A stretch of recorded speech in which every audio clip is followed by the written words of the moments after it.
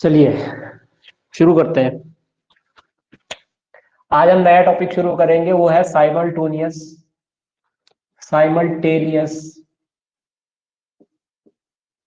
Linear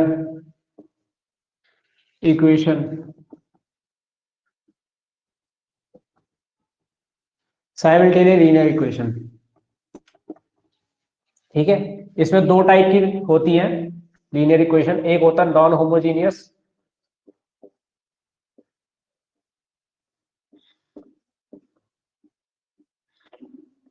और दूसरा homogeneous.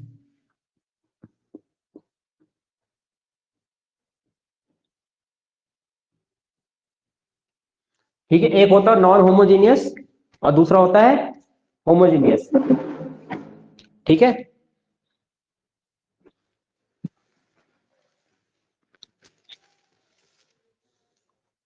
ऐसा होता है।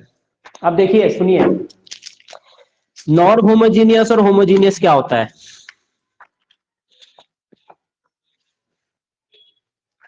नॉन होमोजीनियस की जो फॉर्म होती है वो होती है A X is equal to B. ठीक है, नॉन होमोजीनियस की जो फॉर्म होती है वो होती है A X is equal to B, और जो होमोजीनियस की फॉर्म होती है वो A X is equal to zero होता है। ठीक है, here B is equal to zero, यहाँ पे बी की वैल्यू क्या आएगी, जीरो आएगी। इस दो तरीके की लीनियर साइमल्टेनियस लीनियर इक्वेशन को हम पढ़ेंगे। देखो ये वाला जो पोर्शन है ना, ये आपका बीएससी के अंदर भी है, 11th 12th के अंदर भी है। बीएससी में एक अलग मेथड है और 11th 12th के अंदर एक अलग मेथड है। ठीक है, तो मैं आपको ना, मैं पहले तो आपको ये पढ़ाऊंगा, ठीक है, क्योंकि इसी पे बेस्ड फिर बाद में जाके इसी का ये हिस्सा बनता है और इसको बाद में। तो homogeneous non homogeneous linear equation पढ़ेंगे पहले हम। ठीक है, तो सबसे पहले देख लो नॉन होमोजेनियस लीनियर इक्वेशन क्या होती है। ठीक है, यहाँ हेडिंग डाल लो, non homogeneous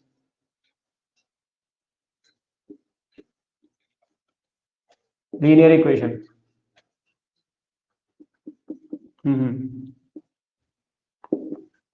non homogeneous linear equation, ठीक है, क्या होती है नॉन होमोजेनियस। ठीक है, नॉन होमोजेनियस लीनियर इक्वेशन क्या होती है। ठीक है, an linear equation, a linear equation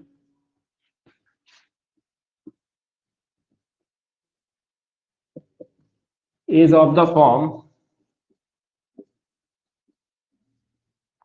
form ax is equals to b,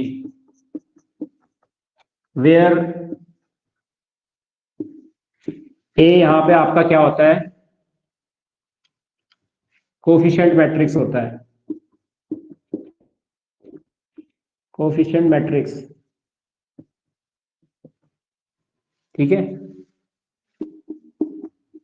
x यहां पे वेरिएबल्स को डिनोट करता है, नंबर ऑफ वेरिएबल्स। ब्रैकेट में लिखना एक्स वाई जेड, 3/3 में तो एक्स वाई जेड होता है। ठीक है, और इसको ये जो बी होता है ना आपका, ये जब इन दोनों को हम मल्टीप्लाई करके सॉल्व करते हैं तो जो हमारा रिजल्ट आता है वो होता है हमारा बी। ठीक है, यहां पे आप कह सकते हो resultant matrix of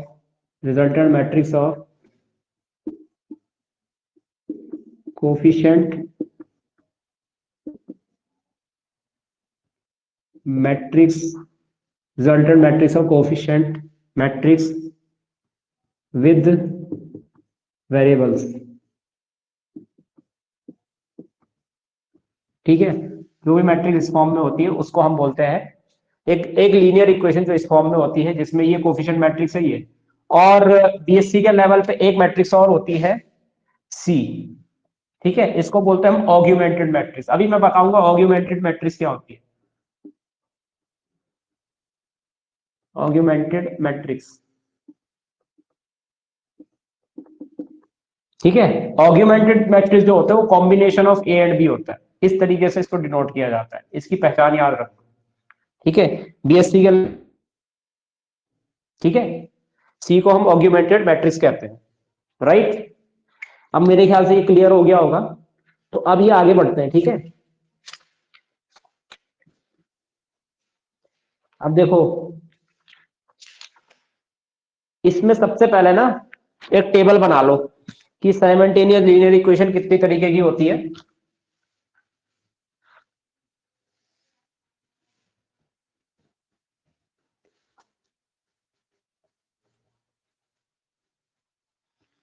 simultaneous linear equation कितने तरीके की होती है वो देखते हैं।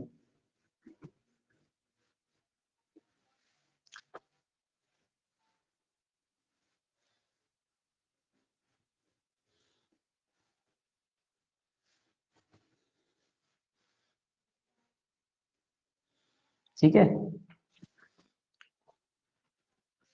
अब देखो एक टेबल बना रहा हूं मैं यहाँ पे, इस टेबल को याद कर लेना, इस पे डायरेक्ट एलटी में क्वेश्चन बनता है। सीरियल नंबर, पहले मैं सीरियल नंबर बना रहा हूं। ठीक है, types of solution, types of solution. ठीक है, types of lines, types of lines,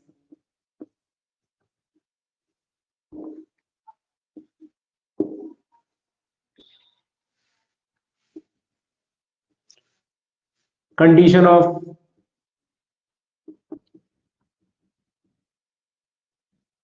condition of determinant and other conditions, ये इंपॉर्टेंट है। Condition of determinant and other conditions,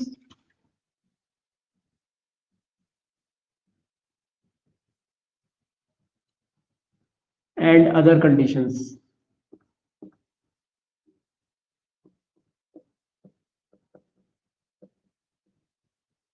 ठीक है, ठीक है। साइमल्ट देखिए लीनियर इक्वेशन को निकालने के तीन मेथड होते हैं। ये फर्स्ट मेथड है जिसका मैं टेबल बना रहा हूं। ठीक है, इसका ध्यान रखना, नंबर वन। ठीक है, टाइप्स ऑफ सॉल्यूशन, सबसे पहले पढ़ेंगे हम यूनिक सॉल्यूशन, यूनिक सॉल्यूशन। ठीक है, ब्रैकेट में लिखना ये x comma Y comma Z has only one value, only one value, ये जरूर लिख देना। यहाँ पे x की सिंगल वैल्यू होगी, y की सिंगल वैल्यू और z की सिंगल वैल्यू होगी। जब यूनिक सॉल्यूशन होता है तो दो लाइनें क्या होती है, आपस में एक दूसरे को सिंगल पॉइंट पे कट करती है, और जिस पॉइंट पे वो कट करती है उसमें x की सिंगल वैल्यू मिलती है, y की और z की भी सिंगल वैल्यू, तो इसको बोलते हैं इंटरसेक्टिंग लाइंस। ये कैसी लाइंस है, इंटरसेक्टिंग, इंटरसेक्टिंग लाइंस। ठीक है, इंटरसेक्टिंग लाइंस। फिर है आपका, फिर है आपका कंडीशन ऑफ डिटरमिनेंट। देखिए सिंपली मैंने आपको बताया था जब हम इनवर्स निकालते हैं तो क्या होता है, ए हमारा क्या आना चाहिए, नॉन सिंगुलर होना चाहिए, तभी हमारा इनवर्स एग्जिस्ट करता है, तभी तो ये यूनिक सोल्यूशन निकलता है। ठीक है, तो आपको ये याद रखना यूनिक सोल्यूशन में डिटरमिनेंट ए की वैल्यू जीरो नहीं होगी। ठीक है, इसके अलावा इसकी और कोई कंडीशन नहीं है, यूनिक सोल्यूशन में डिटरमिनेंट ए जीरो नहीं होता। नेक्स्ट सोल्यूशन की बात करते हैं, नेक्स्ट सोल्यूशन की बात करें, अब आता है आपका नो सोल्यूशन, नो सोल्यूशन। अब जब कोई सोल्यूशन ही नहीं है तो x एग्जिस्ट नहीं करेगा, y एग्जिस्ट नहीं करेगा, z भी एग्जिस्ट नहीं करेगा, दो लाइनें आपस में पैरेलल होती है, तो अगर कोई सोल्यूशन मिल ही नहीं रहा है तो वो कभी एक दूसरे को इंटरसेक्ट करेगी नहीं, तो इसको आप नॉन इंटरसेक्टिंग लाइंस बोल सकते हो। और दुनिया में जितनी भी नॉन इंटरसेक्टिंग लाइंस होती है वो सब पैरेलल होती है। तो ये हो गया पैरेलल लाइंस, पैरेलल लाइंस। ठीक है, वो हो गया आपका पैरेलल लाइंस। और उसके बाद यहाँ पे, ठीक है, condition of determinant and other conditions में, यहाँ पे सिंपली मैं बताऊं, सबसे पहले डिटर्मिनेंट ए की वैल्यू तो जीरो होगी, ये होता ही होता है नो सोल्यूशन में। डिटर्मिनेंट ए सिंगुलर, यहाँ पे याद रखना ए मैट्रिक्स यहाँ पे सिंगुलर होना जरूरी है अगर नो सोल्यूशन है। इसके अलावा एक कंडीशन और होती है, आप एडजॉइंट ए इंटू बी की वैल्यू निकालते हो, एडजॉइंट ए इंटू बी की वैल्यू जब निकालते हो तो ये आता है आपकी नॉट, तो डिटर्मिनेंट ए जीरो होना चाहिए लेकिन एडजॉइंट ए इंटू बी क्या होना चाहिए, जीरो नहीं होना चाहिए। तो ये वाली जो कंडीशन होती है नो सोल्यूशन की कंडीशन होती है। ठीक है, पेपर में आएगा कि if the simultaneous linear equation has no solution then which of the following conditions is true, ये कंडीशन आ जाएगी, इसको टिक करना है। ठीक है, तीसरा है आपका इनफाइनाइटली मैनी सोल्यूशन, इनफाइनाइटली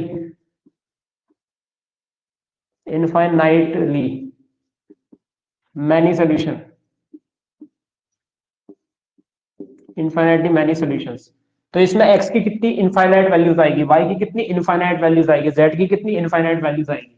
और इसमें दो लाइन है ना, मैं आपको बताता हूं, अगर एक लाइन ऐसी है और दूसरी लाइन भी इसी के ऊपर कोइंसाइड कर रही है, यू करके इस तरीके से कोइंसाइड कर रही है, ठीक है, इस तरीके से कोइंसाइड कर रही है। इस लाइन के ऊपर एक लाइन है, मान लो जैसे ये मार्कर है, ये मार्कर है, यहां से हो सकता है कि आपको एक ही मार्कर दिख रहा होगा, लेकिन है यहाँ पे दो। तो क्या होता है, ये दोनों मार्कर एक दूसरे के ऊपर कोइंसाइड कर रहे हैं, इस तरीके से कोइंसाइड। अगर आप नीचे से देखोगे तो आपको दिखेगा दो है, लेकिन यहां से देखोगे तो एक है। तो इसमें क्या होता है, दो लाइनें एक दूसरे के ऊपर होती है, और इन दोनों लाइनों में कितने पॉइंट लाई कर रहे हैं, इनफाइनाइट पॉइंट्स लाई कर रहे हैं। तो इसको बोलते हैं कोइंसिडेंट लाइंस। तो इसको याद रख लो, कोइंसिडेंट लाइंस। यहाँ पे कैसी लाइंस होती है, कोइंसिडेंट लाइंस होती है। इससे डायरेक्ट क्वेश्चन बनता है पेपर में, ठीक है, कोइंसिडेंट लाइंस। तो जब ये कोइंसिडेंट लाइंस होती है, देन कोइंसिडेंट लाइंस होती है, देन क्या होगा, डिटर्मिनेंट ए, इसमें भी इसकी वैल्यू जीरो होती है, एंड इसकी वैल्यू भी जीरो होती है। एडजॉइंट ए इंटू बी, इसकी वैल्यू भी क्या होती है, जीरो होती है, दोनों जीरो हो जाते हैं, ठीक है। और यहाँ पे एक्स वाई जेड तीनों की वैल्यू एग्जिस्ट करती है, ये ध्यान रखना है। ब्रैकेट में लिख दो X comma Y comma Z exist, तीनों एग्जिस्ट करते हैं। और कितनी वैल्यू आती है एक्स की, इनफाइनाइट वैल्यू आती है, ठीक है। ऐसे नहीं कि एक वैल्यू आएगी, नहीं, ऐसा नहीं कि एग्जिस्ट ही नहीं करेगा, नहीं, यहाँ कम से कम दो या दो से ज्यादा वैल्यू आ सकती है, दो भी नहीं, दो से ज्यादा, कितनी भी हो सकती है, इनफाइनाइट वैल्यूज हो सकती है एक्स की, ठीक है। तो ये तीन कंडीशंस है, ये आपको याद रखना है, ठीक है। अभी मैं इन तीन कंडीशंस पे आपको तीन क्वेश्चन कराऊंगा, ठीक है। अब देखिए, ये हो गया मेथड वन आपका, इसमें स्टार लगा के इसको लिख दीजिए मेथड वन, मेथड वन, ठीक है, ये मेथड वन है आपका। इसमें देखिए आप ये लिखते हैं ना, ए एक्स इज टू बी है, अगर ए एक्स इज टू बी है तो यहां से एक्स की वैल्यू आती है ए इनवर्स बी, ठीक है, A inverse B, A inverse निकालना आपको आता है, ठीक है। ये फॉर्मूला लगाओगे, एक्स वाई जेड की वैल्यू निकालोगे, ठीक है, एक्स वाई जेड की वैल्यू निकालोगे। और ये फॉर्मूला यूनिक सोल्यूशन में यूज होता है, यूनिक सोल्यूशन में, और I am infinitely many solution में भी यूज होता है कई बार, बट उसमें थोड़ा सा लंबा हो जाता है क्वेश्चन, इसीलिए वो पेपर में नहीं आता है, यही आएगा पेपर में अगर आएगा तो, ठीक है। तो इसमें ये आपको इक्वेशन दी होगी, आपको क्या करना है, एक ही मदद से ए इनवर्स निकालना है और फिर फटाफट से इसकी वैल्यू निकालनी है, ठीक है। आगे बढ़ते हैं, मेथड वन ये हो चुका है, method two Cramer rule. Method two आपका होता है क्रेमर रूल, ठीक है। अच्छा, मैं एक चीज और लिखा देता हूं, जो साइमल्टेनियस लीनियर इक्वेशन होती है ना, ऊपर वाले में, मेथड वन वाले में, साइमल्टेनियस लीनियर इक्वेशन, उसकी जो फॉर्म होती है वो कुछ ऐसी होती है, a1x plus b1y plus c1z is equal to d1, इस तरीके से होती है। फिर होती है a2x plus b2y plus c2z is equal to d2, फिर a3x plus b3y plus c3z is equal to d3, और ये ax is equal to b की ही फॉर्म में, ठीक है। वेयर ए, यहां लिख देना वेयर ए, ये पहला ही मेथड चल रहा है आपका, where A is equal to matrix A1 A2 और A3, B1 B2 और B3, C1 C2 और C3, ठीक है। x इज इक्वल टू होगा x y z, और b होगा b is equal to D1 D2 और D3, D1 D2 D3, ठीक है, D1 D2 D3, ये हो जाएगा।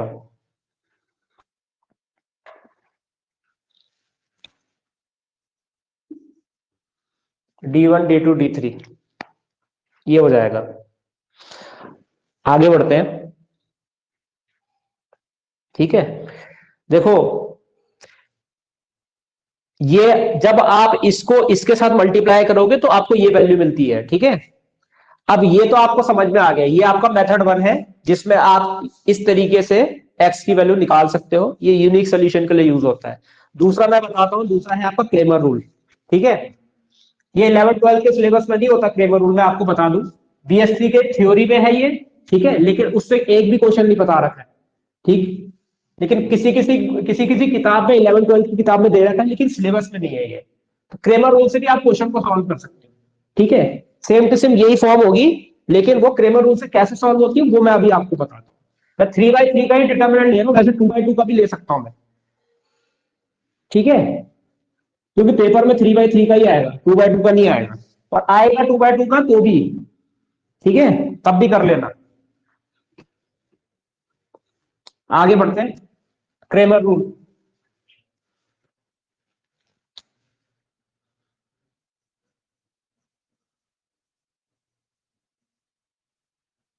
क्रेमर रूल, क्रेमर रूल,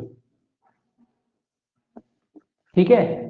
अगर कोई भी लीनियर इक्वेशन इस फॉर्म में a1x plus b1y plus c1z is equal to d1, a2x plus b2y plus c2z is equal to d2, a3x plus b3y plus c3z is equal to d3। हाँ, तो ये है, मैं 3/3 का ले रहा हूं है। तो इसमें मैं आपको बता देता हूं, ठीक है। इसमें होता है डी, फिर होता है आपका d1, फिर होता है d2, ठीक है। चलो पहले डी लिख देता हूं, ठीक है। डी का जो वैल्यू होता है वो होता है a1 a2 a3 b1 b2 b3 c1 c2 और c3, c1 c2 और c3, ठीक है। a1 a2 a3 b1 b2 b3 c1 c2 c3, ये होती है डी की वैल्यू। फिर आपका आता है d1 की वैल्यू। d1 की वैल्यू क्या होती है मैं आपको बता देता हूं। देखिए, d1 में ना आपको ए को छुपा देना है, ठीक है। d1 में ए को छुपा देना है, और इस a1 a2 a3 को रिप्लेस करना है d1 d2 d3 से, फर्स्ट इसी पोजीशन में। तो ये आ जाएगा d1 d2 d3, फिर आएगा b1 b2 b3, और फिर आएगा c1 c2 और c3, ये आ जाएगा। फिर आएगा आपका तीसरा d2। d2 में क्या होगा, b1 b2 b3 को रिप्लेस कर देगा d1 d2। तो पहली पोजीशन में है a1 a2 a3, a1 a2 a3, b वाली रिप्लेस हो जाएंगे d1 से, d1 d2 d3 c1 c2 और c3, ठीक है। ये है c1 c2 c3। फिर होता है आपका d3, d3, ठीक है। अब D3 में मैं आपको बताऊं, C1 C2 C3 को रिप्लेस कर देगा D1 D2 D3, ये आ जाएगा A1 A2 और A3, फिर आएगा B1 B2 और B3, फिर आएगा D1 और D2 और D3, ये आ जाएगा, ठीक है। आगे बढ़ते हैं। तो ये तीनों वैल्यूज याद रखना है आपको, ठीक है। अब देखो फर्स्ट फर्स्ट पार्ट में लिख रहा हूं यूनिक सोल्यूशन, यूनिक सोल्यूशन। अच्छा, जो पिछला मेथड था, ठीक है, उससे रिलेट करके चलते हैं तो आपको क्लियर हो जाएगा कि क्रेमर रूल में कैसे अप्रोच करते हैं। यूनिक सोल्यूशन में जो डिटर्मिनेंट की कंडीशन थी उसमें था determinant A is not equal to 0, और डिटर्मिनेंट ए की वैल्यू ये थी, तो ऑब्वियस सी बात है डिटर्मिनेंट जो डी की वैल्यू है वो 0 के बराबर नहीं होगी। क्लियर है, ठीक है। बाकी और कोई कंडीशन तो होती नहीं है, ठीक है। तो यूनिक सोल्यूशन में मेथड 1 में ये कंडीशन है आपकी,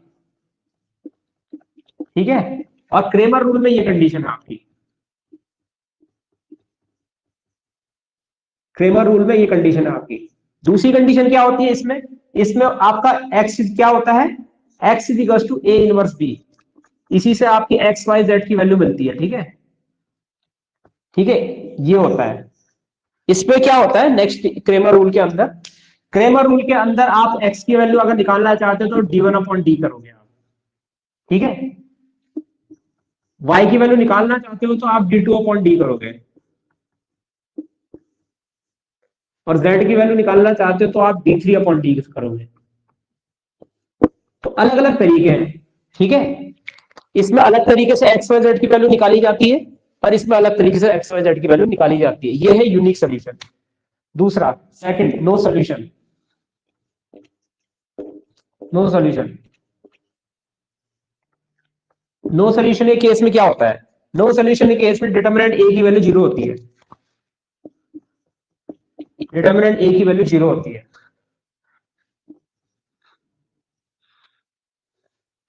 डिटर्मिनेंट ए की वैल्यू क्या होती है? जीरो होती है। और इसमें डिटर्मिनेंट ए की वैल्यू जीरो होती है, एक्स इज इक्वल टू, ठीक है, ऑब्वियस सी बात है, इसमें X is equal to A inverse B नहीं लगेगा, क्योंकि कोई सोल्यूशन ही नहीं है। और क्या होता है इसमें? Adjoint A into B is not equal to zero. अब देखिएगा ध्यान से, अगर ये डिटर्मिनेंट ए जीरो है, ये फर्स्ट, ये था आपका यूनिक सोल्यूशन, ये फर्स्ट पार्ट में। सेकंड पार्ट में आपका इसमें क्या होगा? डी इक्वल टू जीरो हो जाएगा। अब डी इक्वल टू जीरो होगा तो यहां पे देखिएगा डी इक्वल टू जीरो है, और यहां पे क्या है? एडजॉइंट ए बी जीरो के बराबर नहीं है, ठीक है। अब इसमें एक वर्ड आता है, मैं आपको बताता हूं, ठीक है। एक्स की वैल्यू क्या होता है? डी वन अपॉन डी होता है, और ऑब्वियसली बात है एक्स एग्जिस्ट नहीं करेगा, तो यहां पे आपको लिखना पड़ेगा एटलीस्ट, ठीक है।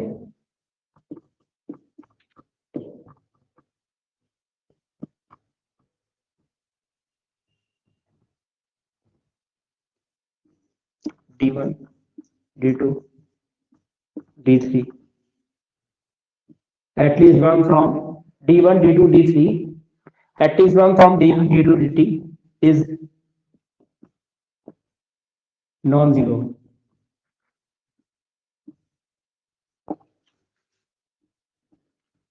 और थर्ड, इनफाइनाइटली मैनी सोल्यूशन में दोनों जीरो होते हैं, डिटर्मिनेंट ए भी जीरो होता है, और आपका एडजॉइंट ए इंटू बी भी जीरो होता है, दोनों जीरो होते हैं। तो सिंपली यहाँ पे हो जाएगा थर्ड में B is equal to zero होगा, और D1, D2 और D3 ये सब भी जीरो होंगे,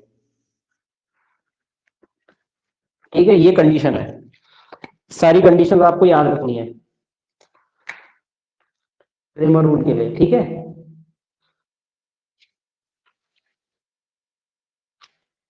ये सारी कंडीशंस ना आपको याद रखनी है क्रेमर रूल के लिए। क्रेमर रूल में ऐसे ही होता है, ठीक है।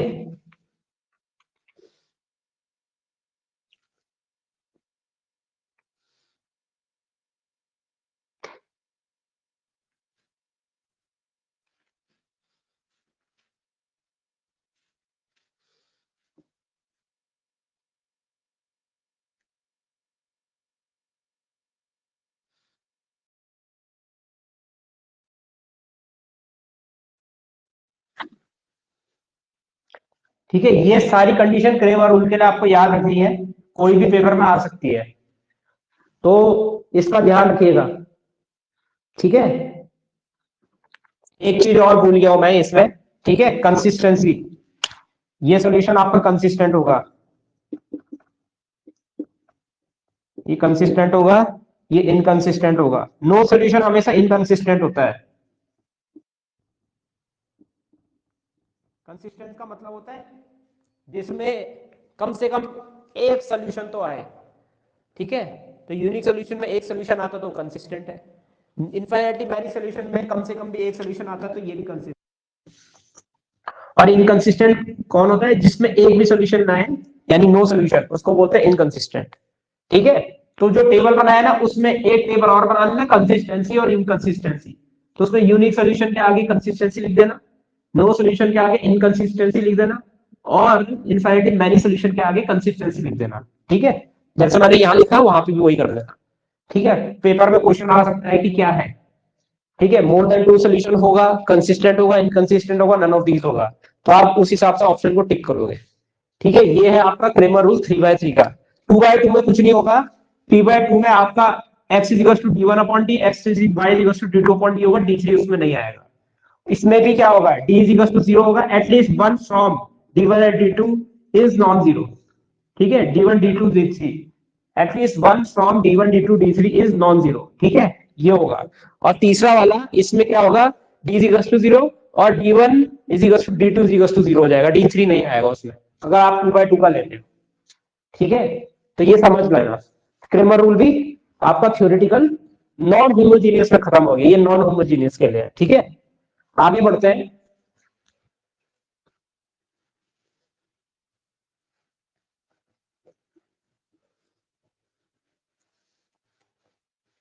ये नॉन होमोजीनियस के लिए क्रेमर रूल। आगे बढ़ते हैं, तीसरा मेथड मैं अब आपको बताता हूं। इसको कई बार ऑर्ग्यूमेंटेड मैट्रिक्स मेथड या रैंक मेथड भी बोलता हूं मैं। ठीक है, तीसरा मेथड है आपका साइमल्टेनियस लीनियर इक्वेशन को सॉल्व करने का मेथड 3। ये आपका बीएससी की बुक में है। ठीक है, रैंक मेथड बोल लो इसको।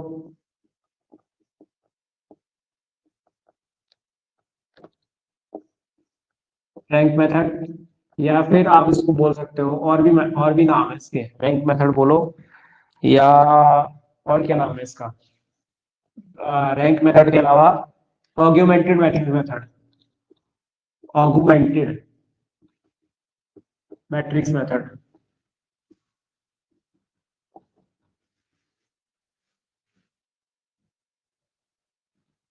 Augmented matrix method, augmented matrix method. ठीक है, ऑगुमेंटेड मैट्रिक्स मेथड। ठीक, हाँ जी। तो देखते हैं। अब देखिए, इस वाले मेथड में भी जो आपकी फॉर्म होगी वही यही होगी। ठीक है, 3/3 का ही ले रहा हूं, a1x plus b1y plus c1z is equal to t1, a2x plus b2y plus c2z is equal to t2, a3x plus b3y plus c3z is equal to d3 is equal to d3। ठीक है, ये है where a is equal to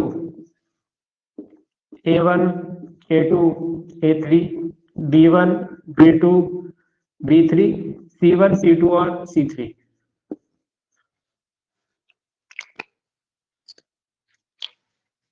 b is equal to d1 d2 d3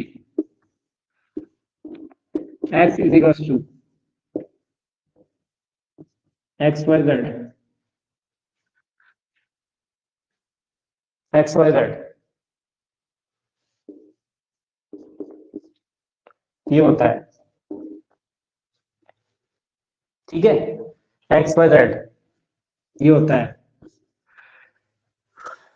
अब देखो, इसमें एक इसको बोलते हैं कोफिशिएंट मैट्रिक्स। ठीक है, इसका नाम है कोफिशिएंट मैट्रिक्स, मैं पहले ही बता देता हूं, कोफिशिएंट मैट्रिक्स। ठीक है, एक होता है सी, इसको बोलते हैं ऑग्यूमेंटेड मैट्रिक्स, ऑग्यूमेंटेड। ठीक है, इसको बोलते हैं ऑग्यूमेंटेड मैट्रिक्स। वैसे इसको डिनोट किया जाता है ए डॉट बी से। कई बार ना सी लिखा हुआ नहीं आता, मतलब जब आप पेपर में आओगे हो सकता है कि पेपर में ऑप्शन ना आपको ये ना दे, ये दे दे A B, A dot A double dot B. कई बार ऑग्यूमेंटेड मैट्रिक्स को ना इस तरीके से भी डिनोट करते हैं सी की जगह। ठीक है, या फिर सी से भी डिनोट करते हैं। ठीक है, वो बताएगा अगर सी ऑग्यूमेंटेड मैट्रिक्स है तो भाई वो बताएगा कि वो सी ऑग्यूमेंटेड, अगर नहीं दिया तो ऐसे समझ लेना कि ये ऑग्यूमेंटेड मैट्रिक्स का क्या है, कंडीशन है। ठीक है, आगे बढ़े। तो ऑग्यूमेंटेड मैट्रिक्स क्या होती है, इससे मैं आपको बताता हूं। ऑग्यूमेंटेड मैट्रिक्स भी आपकी कोई ना कोई यहाँ पे मैट्रिक्स होगी जिसमें ए और बी का कॉम्बिनेशन होगा। ऐसे होगा a1 a2 a3 b1 b2 b3 c1 c2 और c3। फिर ऐसे डॉट लगते हैं, जैसे ए, पहले ए को लिखा फिर हम बी को लिखा, बी, D1, D2 और D3। ठीक है, इस तरीके से होता है। बीएससी की किताब में इस तरीके से लिखा रहता है। ठीक है, कुछ कुछ किताबों में ऐसा भी लिखा रहता है, मैं आपको बताता हूँ और भी तरीका है इसको लिखने का। ऐसे लिखते हैं कुछ कुछ, A1 B1 C1, A2 B2 C2 और A3 B3 C3, और पता नहीं इस तरीके से, और यहाँ पे अलग से D1 D2 और D3 इस तरीके से लिख देते हैं। ये भी डिनोट करने का एक तरीका होता है, ऑग्यूमेंटेड मैट्रिक्स को। ठीक है, ऐसे भी लिख सकते हैं, ऐसे मैं इस तरीके से करूंगा क्योंकि इसी तरीके से लिखा जाता है नॉर्मली बीएससी की किताबों में, और पेपर में भी इसी तरीके से आएगा, तो इस समझ जाना कि ये और ये एक ही चीज है। ठीक है, चलिए अब पता है क्या होता है, यहां से मैं आपको कुछ कंडीशंस बता देता हूं। यहाँ पे यूनिक सोल्यूशन की कंडीशन, नो सोल्यूशन की कंडीशन और बाकी की कंडीशन। तो ठीक है, तो पहली कंडीशन हम पढ़ते हैं इसमें नो सोल्यूशन की। ठीक है, पहले नो सोल्यूशन पढ़ लेते हैं। तो इसमें क्या होता है नो सोल्यूशन में, ठीक है, इसमें इसको रैंक मेथड इसलिए बोला क्योंकि इसमें ए का रैंक और सी का रैंक को कंपेयर किया जाएगा। इफ अगर ए का रैंक जो है वो छोटा है सी के रैंक से, ए का रैंक जो है वो छोटा है सी के रैंक से, then system of equation is inconsistent and no solution. ठीक है, देन बताइए, देन सिस्टम ऑफ इक्वेशन, ठीक है, system of linear equation, system of linear equation is inconsistent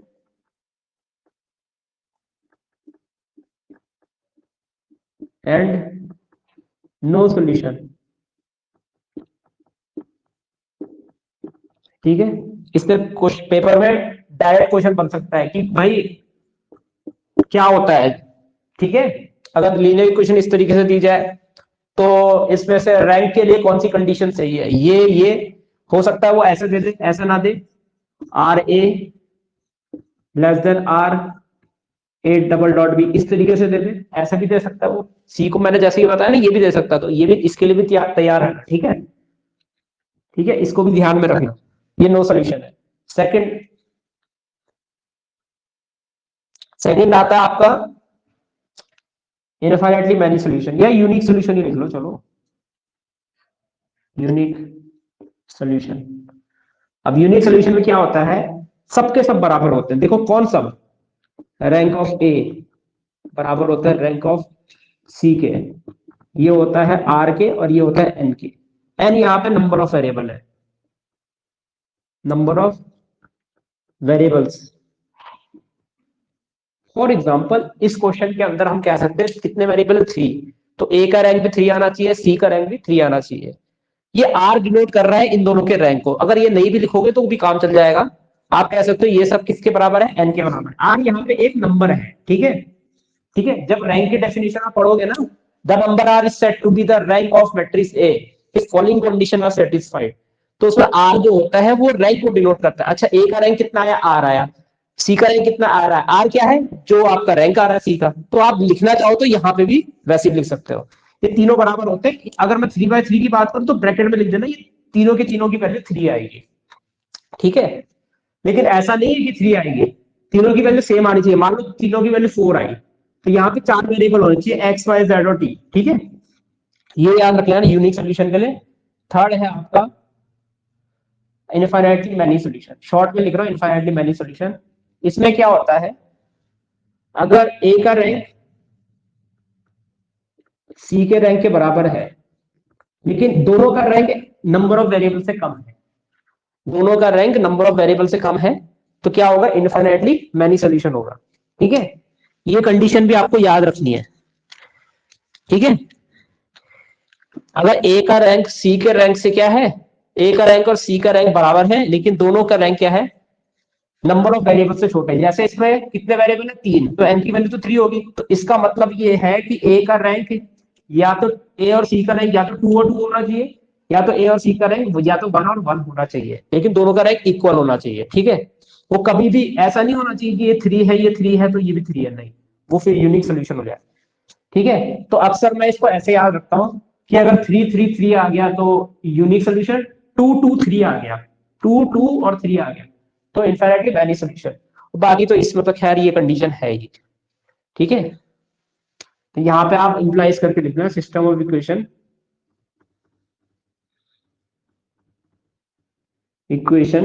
has unique solution,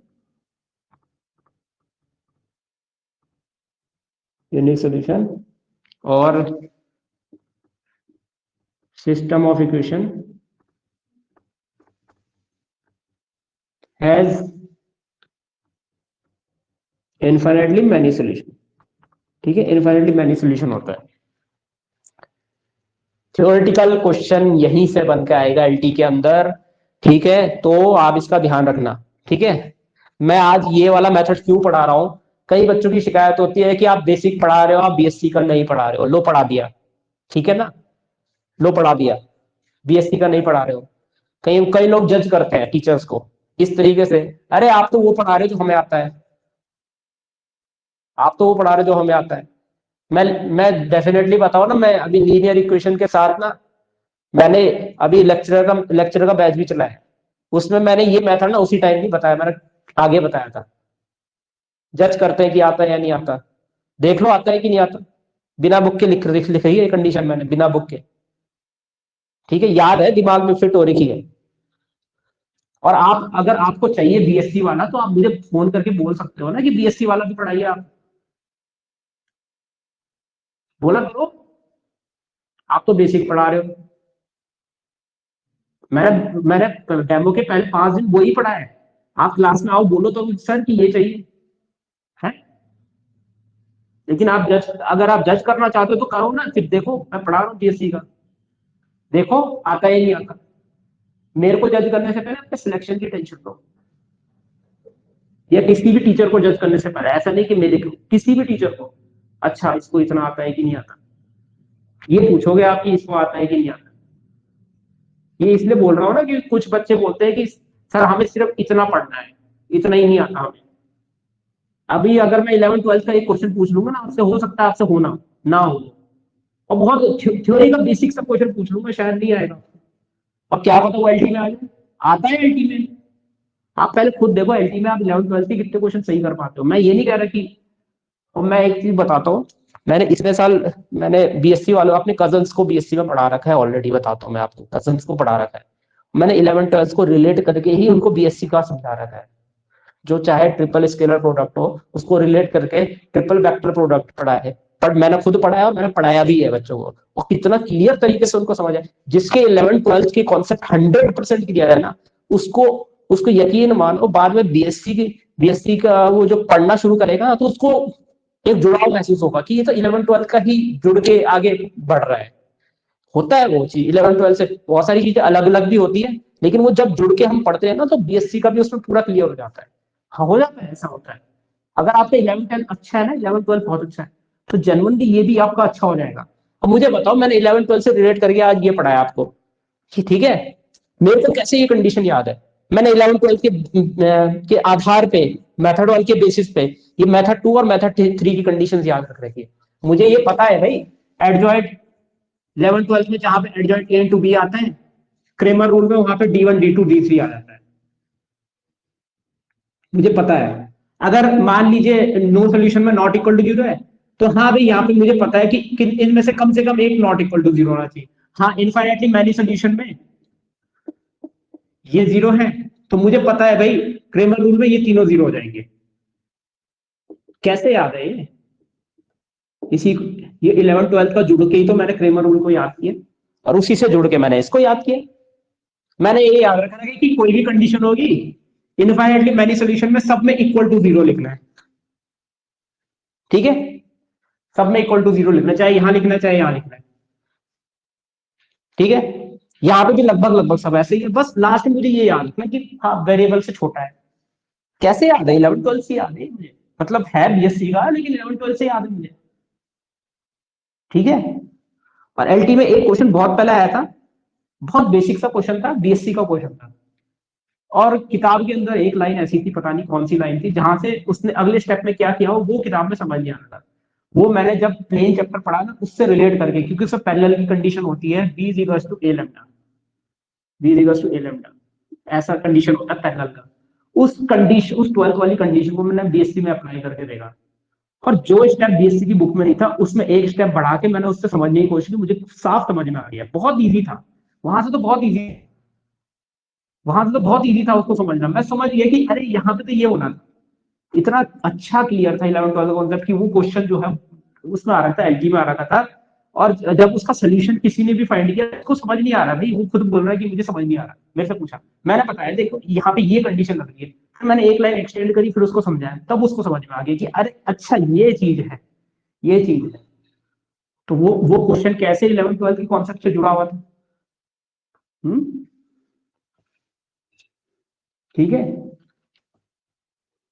तो ऐसा होता है भाई। अगर तुमका ये बीएससी में कुछ ज्यादा ऐसा कुछ मेरे को नया नहीं लगा, मतलब जो मैंने जितना मैंने पढ़ा बीएससी को, मुझे ऐसा कुछ लगा नहीं। हालांकि बहुत सारी नई चीजें हैं, उनको मैंने पढ़ रखा है, बट बहुत सारी चीजें तो ऐसे है कि जिसको 11th 12th को कॉन्सेप्ट वो तो बीएससी को मेरे ख्याल से आराम से कर भी सकता है।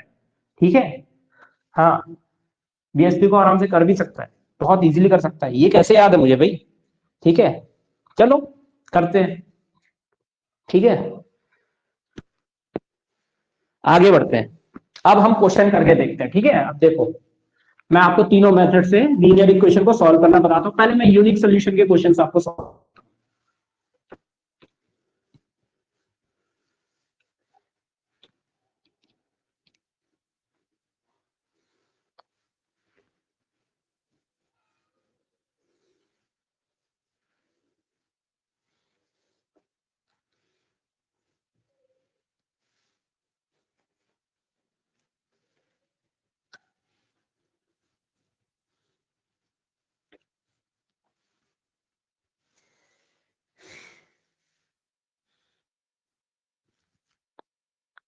ठीक है, अब तुम्हारी मर्जी किस मेथड से तुम्हें करना है।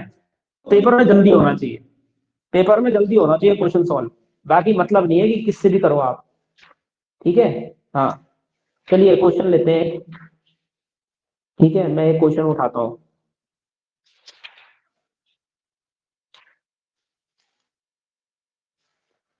आज ला ये question. Hmm,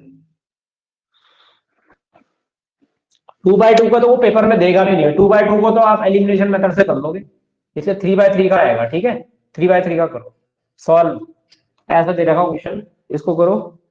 x+2y+z is equal to 7,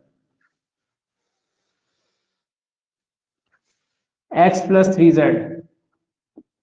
is equal to 11, 2x-3y is equal to 1। ठीक है, 2x-3y।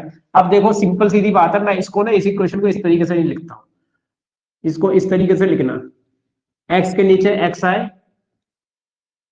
ठीक है, और z के नीचे z आए, और y के नीचे y वाला है, इस तरीके से लिखना। बाकी जो गायब है उसमें जीरो, यहाँ पे जीरो डाल दो, 0y और 0z डाल दिया, क्योंकि जो गायब है वो इसलिए गायब है क्योंकि वो जीरो से मल्टीप्लाई होके गायब हो गई। ठीक है, अब मेथड 1 करते हैं इसका। यूनिक सोल्यूशन आ सकता है ये। मेथड 1 देखो कैसे सॉल्व करता हूं मैं। ये 12th वाला मेथड है, पहले देखो। ठीक है, डिटर्मिनेंट ए मैं डायरेक्ट निकाल रहा हूँ। ठीक है, ये जो कोफिशिएंट है ना यही तो होते हैं कोफिशिएंट मैट्रिक्स, तो कोफिशिएंट मैट्रिक्स का डिटर्मिनेंट निकाल रहा हूँ। तो यहाँ पे लिखो प्लस माइनस प्लस, ये आएगा 1, 0, 0 माइनस माइनस 9, 0+9 आ गया। फिर आएगा -2, ये आएगा 0 - 6, फिर आएगा +1, ये आएगा -3। ठीक है, इस ब्रैकेट को मैं क्यों लिखता हूँ इसकी वजह भी आपको पता होगी पिछले वीडियो में, अगर आपने देखा नहीं है ना उस वीडियो को तो ध्यान से देखना। ठीक है, वीडियो को अगर शॉर्ट में देखोगे ना, स्किप कर करके देखोगे तो नहीं आएगा समझ में। ये आएगा 9 + 12 -3, ये आ गया 21 - 3 18, नॉट इक्वल टू 0, तो यूनिक ही हो गया। ठीक है, अब डायरेक्ट लिख रहा हूँ x is equal to A inverse B, ठीक है। ए इनवर्स कितना आ जाएगा, एक्स इक्वल्स टू का मतलब हो गया कि एक्स वाई जेड की वैल्यू डायरेक्ट निकाल रहा हूं मैं, इसी लाइन में निकाल रहा हूँ, शॉर्टकट मैंने आपको पिछले वीडियो में बता रखा है। 1/18 हो गया, ए इनवर्स 1/8 डिटर्मिनेंट ए, ठीक है। अब सीधा सीधा यहां से क्या करेंगे, ये जो ब्रैकेट है ये ऊपर से नीचे उतार देंगे, ये जो ब्रैकेट के अंदर नंबर है उसको ऊपर से नीचे उतार देंगे, एडजॉइंट में ऐसे ही करते हैं, ठीक है। फिर A21 को छुपाना है, इसको छुपाया, इसको छुपाया, 0+3, 0+3 हो गया, 0 -2 हो गया, फिर ये आ गया -3 -4 -7 हो गया, फिर आएगा आपका ये 6 -0 तो 6 हो गया, फिर आपका ऐसा और ऐसा छुपाएंगे, 3 -1 2 हो गया, और फिर ये छुपाएंगे तो 0 -2 हो गया। 7 11 और 1 ऐसा होता है, ऐसा निकालते हैं डायरेक्ट।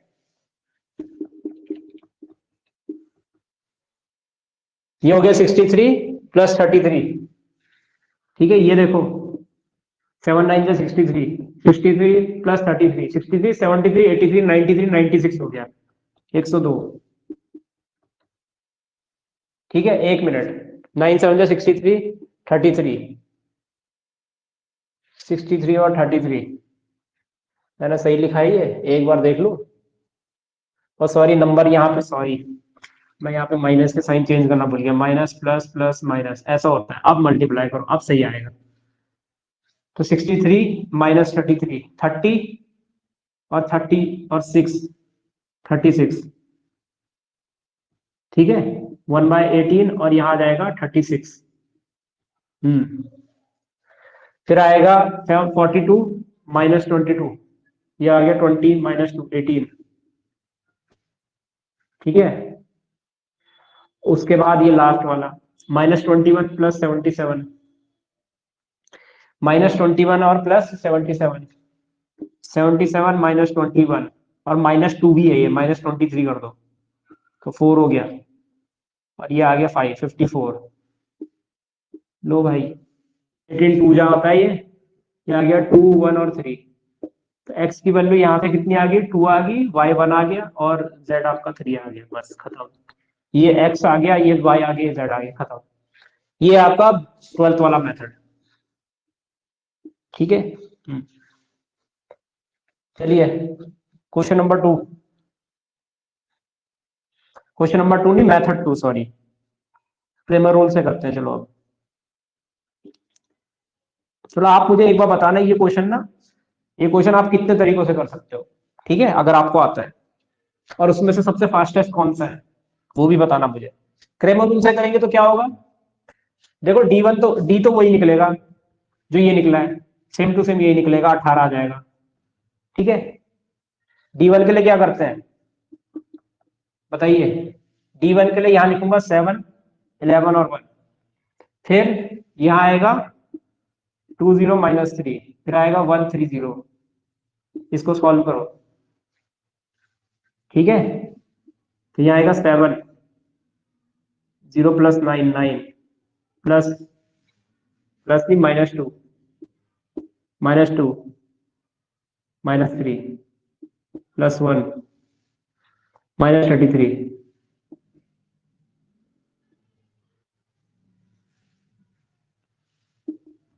63 + 6 -33, 36 आ गई है, देखो वही आया, देखा। D2, D2 में 1 1 2 होगा, 7 11 1 होगा, 130 होगा, कीजिए 1 -3 -7 0 -6 +1 1 -22 -21 -3 + 42 -21,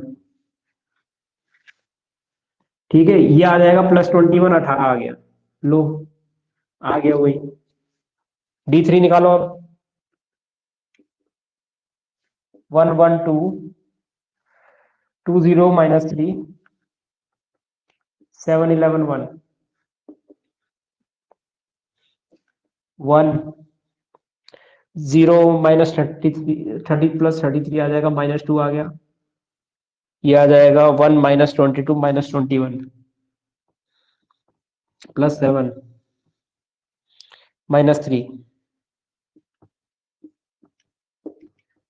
33 plus 42 minus 21 बराबर 21 हो जाएगा, ये 33 हो जाएगा, 33 चलो कोई नहीं, 33 plus 21 4 5 54, देखो वही आ गया। अब x इक्वल टू क्या होता है, d1 upon D, that means 36 upon 18, 2 आ गया। y इक्वल टू क्या होता है, d2 upon D, that is 18 upon 18, कितना आ गया 1। z इक्वल टू क्या होता है 54 अपॉन 18, मतलब d3 अपॉन डी बोल लो, 54 अपॉन 18 क्या होता है 3। ओके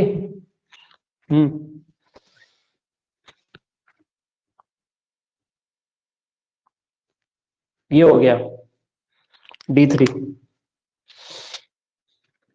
तो 2 1 और 3, लो दूसरा मेथड भी हो गया। अब देख लो दोनों में से छोटा कौन है, किसमें कम टाइम लग रहा है, किसमें ज्यादा लग रहा है। तीसरा मेथड इसी का augmented matrix method.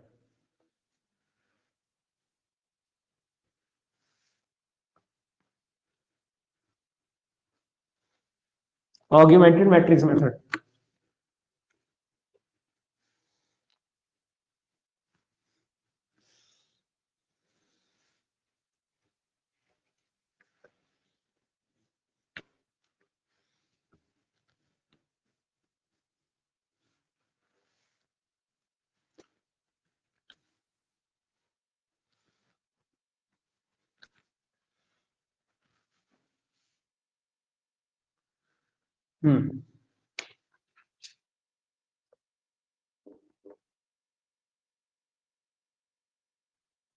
Augmented matrix method.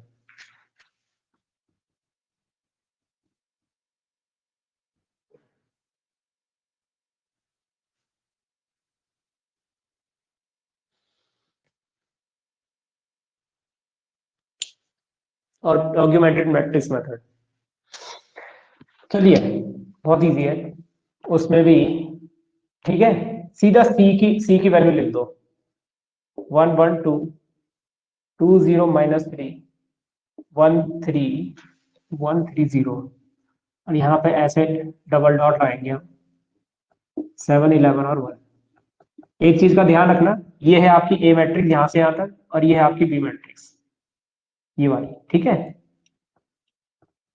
और जो सी का रैंक है वो बी के रैंक पे डिपेंडेंट होता है, ठीक है। जो एक्चुअली में बी का रैंक होता है ना, वही आपका सी का रैंक होता है, ठीक है। चलिए अब यहां से हम क्या करेंगे, सबसे पहले ट्राइंगुलर मैट्रिक्स बनाएंगे। ट्राइंगुलर मैट्रिक्स मैंने आपको बताया था क्या होती है, ठीक है। तो यहाँ पे ट्राइंगुलर मैट्रिक्स में इधर नीचे के को ना जीरो जीरो बनाने की कोशिश करेंगे। तो यहाँ पे मैंने आपको जैसा ही बताया एलिमेंट्री रो ट्रांसफॉर्मेशन लगता है। तो यहाँ पे इसको जीरो और इसको जीरो बनाने की हम कोशिश करेंगे। सबसे पहले ये याद रखना, हम पहले 1 बनाते हैं फिर 0 बनाते हैं, ठीक है। 12th में भी यही करते थे, यहाँ पे भी वही करेंगे। जो पहली कॉलम है उसको 1 0 0 बनाएंगे। 1 0 0 कैसे बनाते हैं, पहली कॉलम के पहले एलिमेंट को पहले 1 बनाना होता है। यहाँ ऑलरेडी 1 मौजूद है तो जरूरत नहीं है। अगर मान लो यहाँ 5 होता तो किसी भी तरीके से इसको 1 बनाना होता है, डिवाइडेड बाय 5 कर सकते हो या और कुछ कर सकते हो जिसकी वजह से ये 1 हो जाए, ठीक है, करेक्ट है। अब देखो यहां से हम कैसे सॉल्व करते हैं जिससे कि हमें एक्स वाई जेड की वैल्यू मिल जाए। अब यहां से सबसे पहले यहाँ पे 1 बन चुका है तो 1 बनाने की जरूरत नहीं। अब इन दोनों को 0 बनाइए, 1 और 2 को 0 बनाइए। सिंपली क्या करोगे, दिस माइनस दिस, तो सी इज इक्वल टू, देखिएगा 1 माइनस ये 1 2 1 और 7, ये पहली रो तो आपकी वैसी रहेगी, इधर कोई चेंज करने की जरूरत नहीं। 1 माइनस 1 0 हो जाएगा, 0 माइनस 2 -2 हो जाएगा, 3 माइनस 1 यहाँ पे 2 हो जाएगा, 11 माइनस 7 4 हो जाएगा, ठीक है। अब यहाँ पे आपको इसको 0 बनाना है, और 0 बनाने के लिए मैं यहाँ 2 से मल्टीप्लाई करूंगा और फिर सब्ट्रैक्ट कर दूंगा। तो 2 माइनस 2 0 हो गया, -3 -4 -7 हो गया, है ना, -4 मल्टीप्लाई करके कर रहा हूँ, 0 -2 तो -2 हो गया, और 1 -14 -13 हो गया, ठीक है, करेक्ट है। अब एक काम करो, यहाँ ना यहाँ पे 1 बनाओ, इधर 1 बनाना जरूरी है ताकि यहाँ हम 0 बना सके, ठीक है।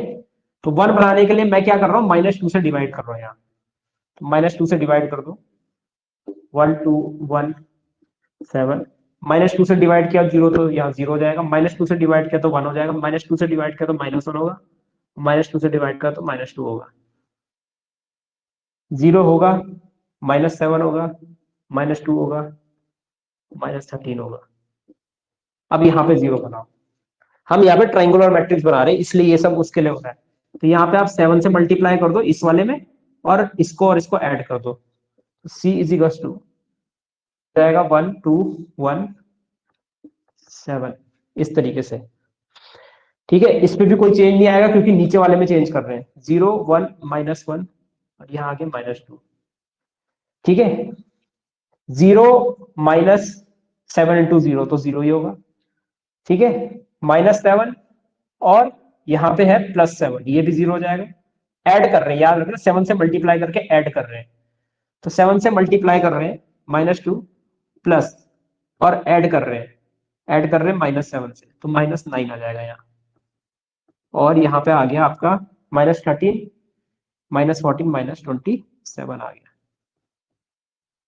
ठीक है, ये हो गया।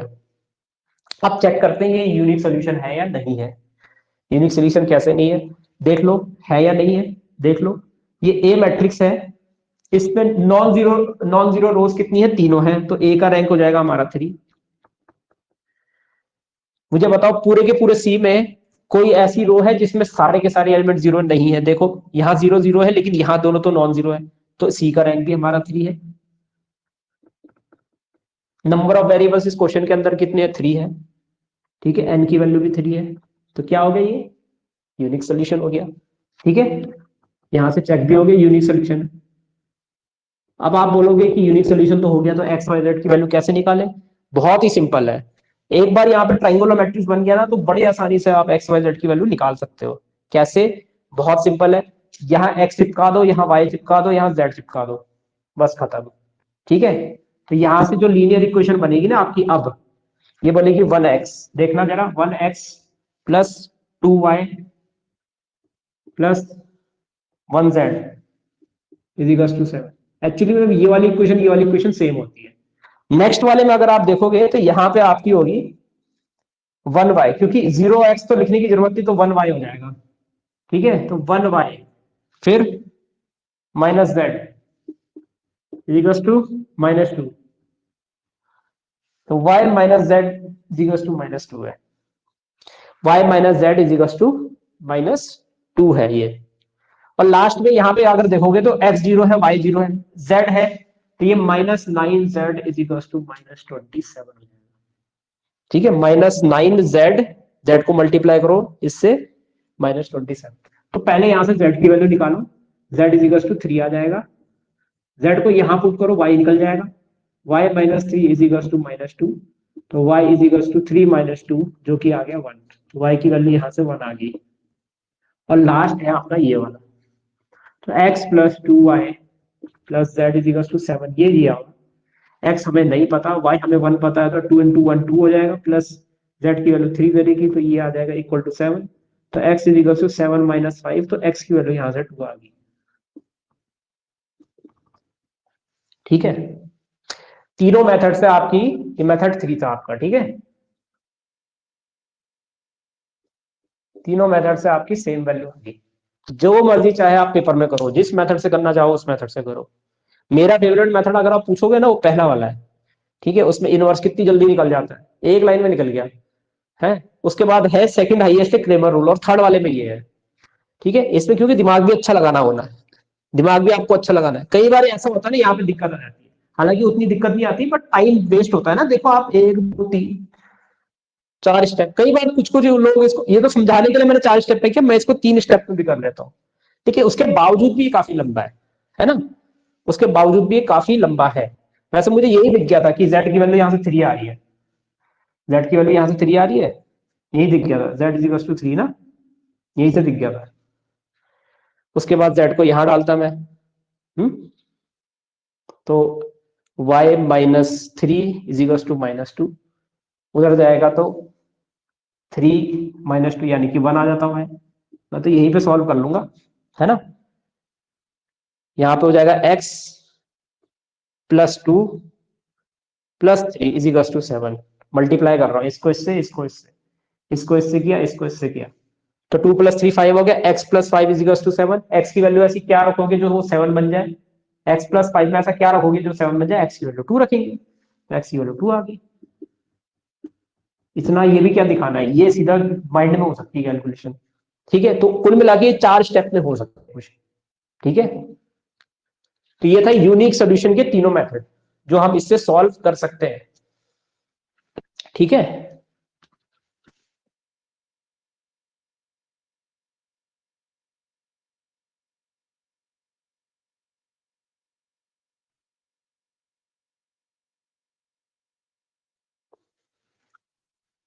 जिससे हम ये सॉल्व कर सकते हैं।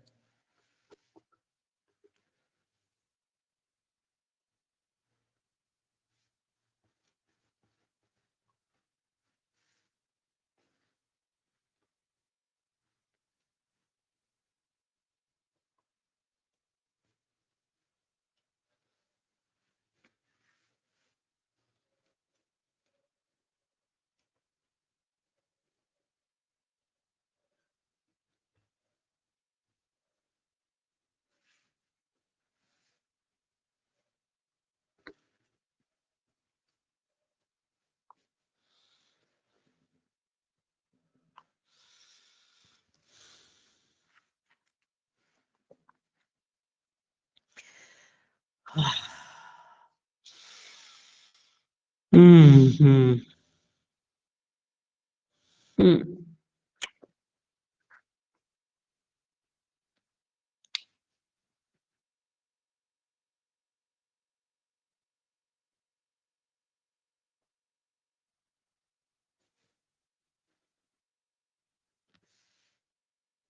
4x minus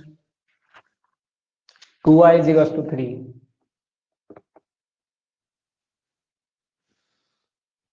6x minus 3y is equal to 5। देखो मुझे 3 वेरिएबल का क्वेश्चन इस वाले टाइप में नहीं मिला, इसलिए मैंने ये करा रहा हूं। अब ये मत सोचना कि तुम एलिमिनेशन लगा के इसको सॉल्व कर दोगे, नहीं कर पाओगे। ठीक है, कर ही नहीं पाओगे, करके देख लेना। लेकिन मैं अभी इसको मैट्रिक्स मेथड से सॉल्व कर रहा हूँ, प्रोसीजर यही अपनाना आपको पेपर में, अगर वो 3x3 का कोई क्वेश्चन देगा। ठीक है, प्रोसीजर यही अपनाना है। ठीक है, देखो मेथड 1,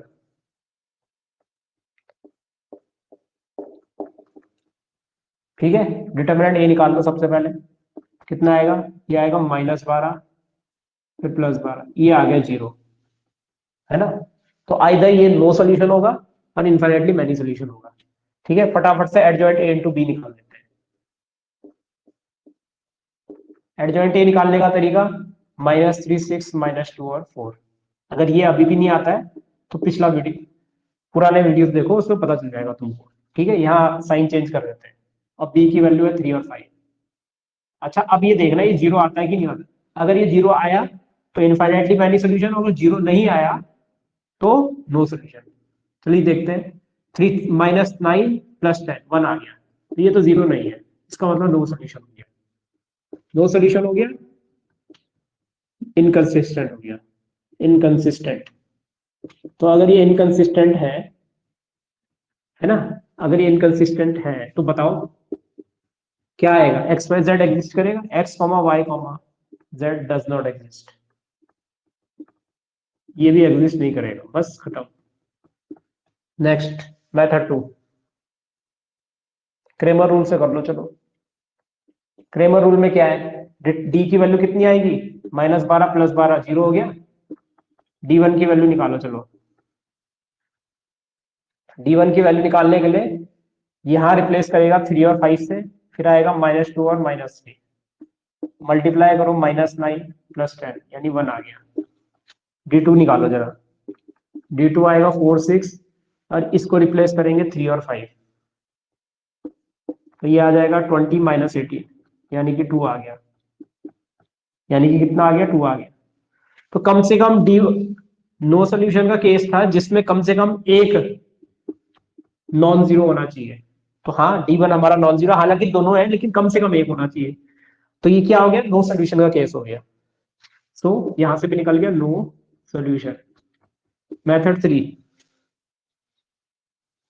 तीसरा मेथड। तीसरा मेथड क्या है बताओ? Augmented matrix method. ठीक है, उसमें क्या करते हैं? C इज टू लिखेंगे हम 4 - 2 3, इस तरीके से 6 - 3 5। ठीक है, तो इसमें हम ट्राइंगुलर मैट्रिक्स बनाएंगे, इसको जीरो बनाएंगे। इसको जीरो बनाने का तरीका क्या है? ठीक है, वैसे यहाँ पे 1 बना लो पहले, है ना? 1 बना सकते हो, इसको जीरो बना सकते हो। एक काम करता हूं, पहले इसको 2 बनाता हूं फिर जीरो बनाता हूं। ठीक है, तो पहले 6 - 4 करो, 4 - 2 और ये 3 आ गया। 6 - 4, तो 6 - 4 कितना आएगा बताओ? 2। 6 - 4 2, -3 + 2 -1 आएगा। 5 - 3 2 हो जाएगा। ठीक है, इसको आप जीरो बनाना है तो एक काम करते हैं, देखो ये वाला ऑपरेशन आपको अजीब लगेगा लेकिन ऐसा हम कर सकते हैं। 2R2 - R1, ये ऑपरेशन लगा लो। क्या हम ऐसा कर सकते हैं कि R2 का कोफिशिएंट 2 ले सकते हैं? बिल्कुल ले सकते हैं। इधर 2 से मल्टीप्लाई करो और ऊपर वाले से माइनस कर दो। तो C इज टू 4 - 2 (3) कितना आया? ये 2, 2 जो 4, 4 - 4 0 आ गया। ठीक है, फिर यहाँ पे कितना आएगा? इधर ट्वाइस करो, -2 + 2, यहाँ पे भी 0 आ गया। यहाँ पे भी 0 आ गया। और यहाँ पे क्या आएगा? ये हो जाएगा 4, 4 - 3 यानी कि 1 आ गया। अब ध्यान से देखो, ये है आपकी ए मैट्रिक्स। ए मैट्रिक्स में नॉन जीरो रोज है एक, तो रैंक ऑफ ए कितना आ जाएगा? 1। रैंक ऑफ ए कितना आ गया? 1। सी का रैंक कितना हो जाएगा? इसमें नॉन जीरो रोज है, यहाँ इसको भी काउंट करना है। यहाँ पे देखो नॉन जीरो, यहां तक पूरा का पूरा क्या है? सी की रैंक आ गई आपकी 2। ठीक है, ए की रैंक 1, सी की रैंक 2। सीधी सीधी बात है, ए का रैंक सी से छोटा हो गया, है ना? Because 1 is less than 2, therefore no solution या इनकंसिस्टेंट।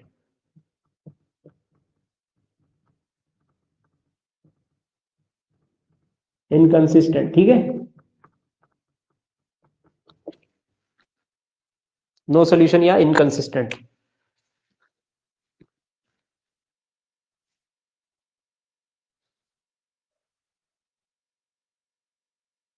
ठीक है, ये क्लियर हुआ?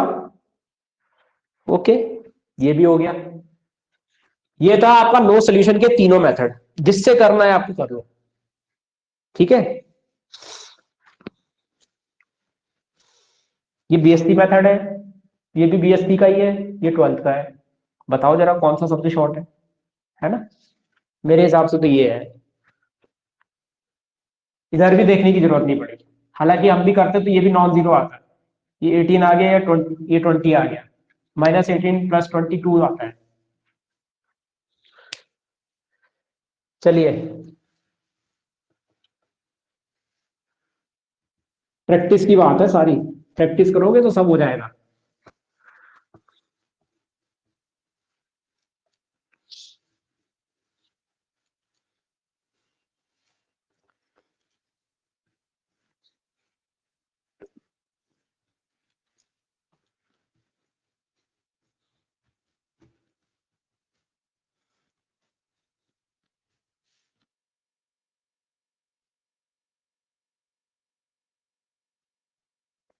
चलिए इतना ही करते हैं, ठीक है आज, बाकी कल करते हैं।